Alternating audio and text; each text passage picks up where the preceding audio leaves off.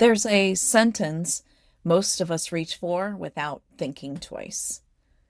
Something is wrong, something hurts, or hasn't resolved, or isn't going to resolve anytime soon, and we say it anyway. I'm fine.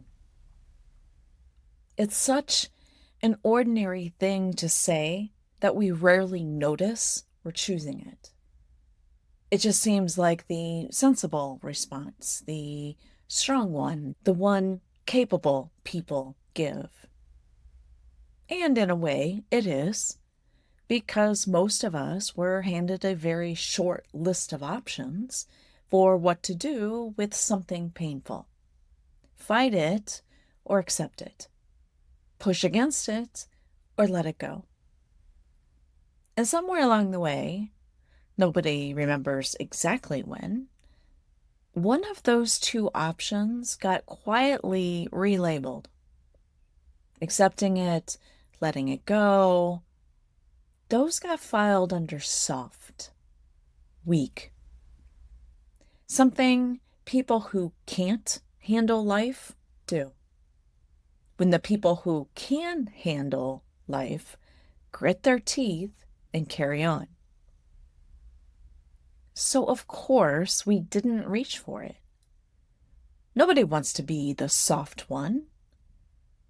We reached for the other option instead, the one that still counted as strength. And we've been reaching for it ever since. Hold on, keep pushing, don't let it show. I'm fine. It makes complete sense that this is the habit. Given the choices on the table, it was the only one that let us keep our dignity. But here's what I've been noticing about that kind of holding on. It isn't actually the opposite of giving up. It just looks that way from the outside. Picture a lid on a pot that's been simmering for a long time. The lid isn't fixing anything underneath it. It isn't cooling the water down or turning down the heat. It's just holding, keeping the contents from showing. And holding a lid down on something that wants to rise takes a real, continuous effort. Even though from across the room, it looks like nothing is happening at all. Nobody watching would guess how much strength it is taking just to keep the lid on the pot. That's what this kind of fine actually is. Not a resolution, a lid. And a lid held long enough starts to cost you things you didn't expect to pay. It costs energy first, not the kind a good night's sleep fixes, a deeper kind, a background hum of effort that never quite turns off, because some part of you is always monitoring the pot, always ready to press down harder if something threatens to lift the lid. People describe this as being tired in a way that doesn't make sense. Plenty of rest, nothing physically wrong, and still, underneath everything, that same low drain. Then it costs clarity. The fog that shows up when so much of your attention is quietly spent holding something down that there's less left over for anything else. Decisions get harder. Words don't come as easily. You forget things you would normally remember, and you start to wonder, faintly, if something is wrong with you. Not realizing that most of your available attention as a full-time job, you never officially assigned it. And then it costs you trust in yourself, Because if you can't quite name what's wrong, and you can't explain why you're so tired, and you can't account for the fog, it's easy to start suspecting the problem is you, not the lid, you. Here's the part that makes all of this so quiet. You can't really explain it to anyone.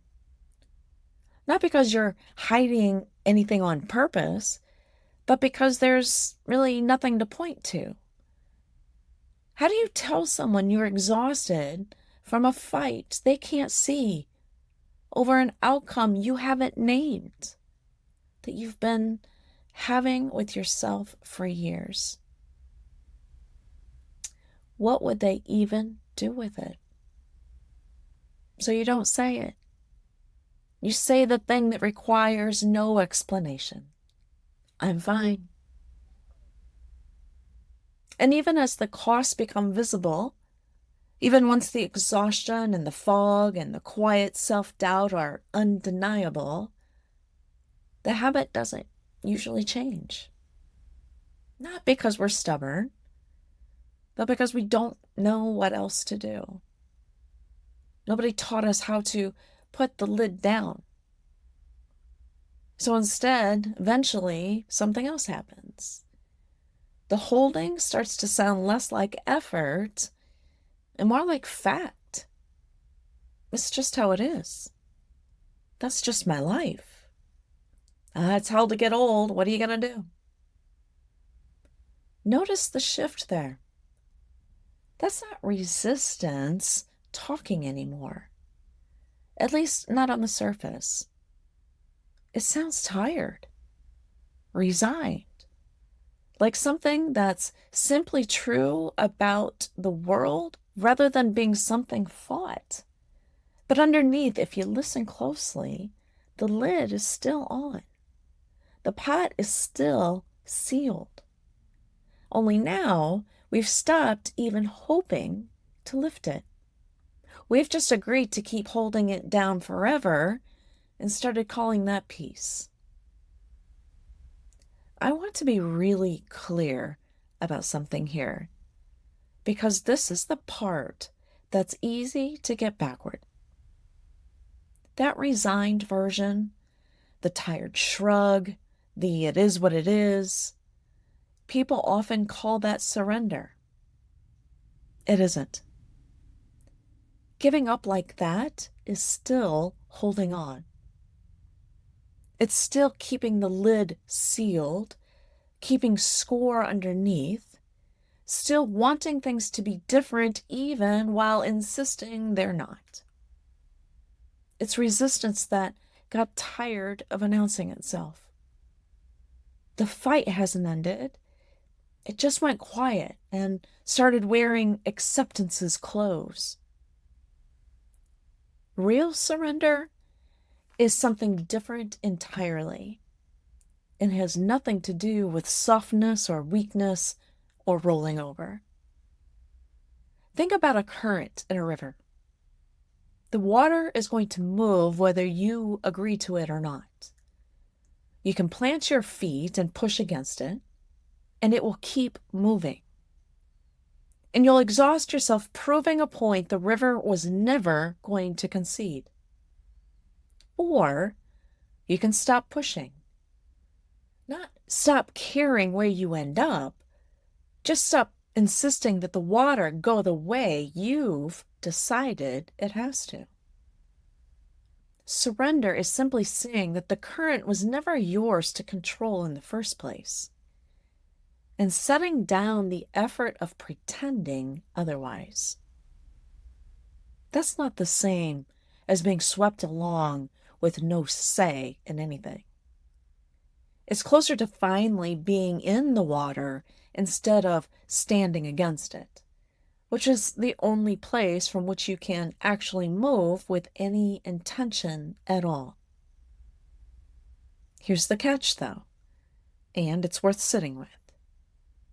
To move with the current on purpose, you have to know where you're actually trying to go. And that's almost impossible to know while you're resisting.